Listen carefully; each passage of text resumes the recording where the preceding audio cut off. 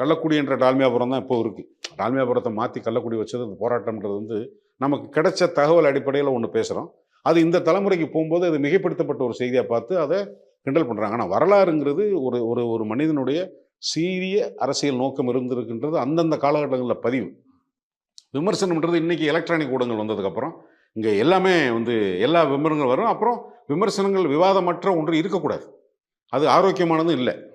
So இப்போ அப்படி ஒரு சொல்ல போனதுனால தானே நான் இதை பற்றி சொல்கிறேன். நான் ஒன்று படித்தேன், எனக்கு அதில் வந்து ஓரளவுக்கு உடன்பட்டதுன்றதை விட அன்னைக்கு நடந்த வரலாறுகளை பற்றி பதிவு இருந்தது.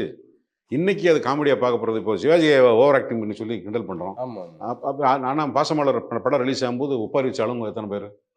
ஸோ அது மாதிரி காலம் கடந்து பேசும்போது எல்லாமே இருக்கும். பட் அது வந்து ஒரு தமிழ்நாட்டில் வந்து அவங்க இந்த வரலாறுகள் வந்து இந்த தலைமுறைக்கு உதவுறது அது அரசியலாக போயிடுச்சு. அது வாக்கு அரசியலாகவும் அது கொள்கை சார்ந்த அரசியலாக ஒரு மிக்ஸ்டு தலைமுறை இருக்குது. நாங்கள் நிறைய மாறுதலை சந்தித்து வந்துட்டோம். அதனால் எங்களுக்கு நிதானம் வந்துடுச்சு. பட் வர்ற இளைஞர்களுக்கு வந்து ஒரு ஃபோர்ஸ் இருக்கும்ல, வயசை சார்ந்து ஒரு கொள்கை மேலே ஒரு பிடிப்பு வரும். அதை தவிர்க்க முடியாது. ஆனால் அதை அப்படி தான் போகிறது பார்த்து. அது எல்லா காலகட்டத்திலையுமே இளைஞர்கள் எல்லாருக்கும் அதை நீங்கள் தவிர்க்கவே முடியாது. இளமை என்பதே அதுதான். இளமையின் பெருமையில் வந்து அறியாமையும் ஒன்று. எல்லாமே அறிஞ்சிட்டா ஞானி இல்லை.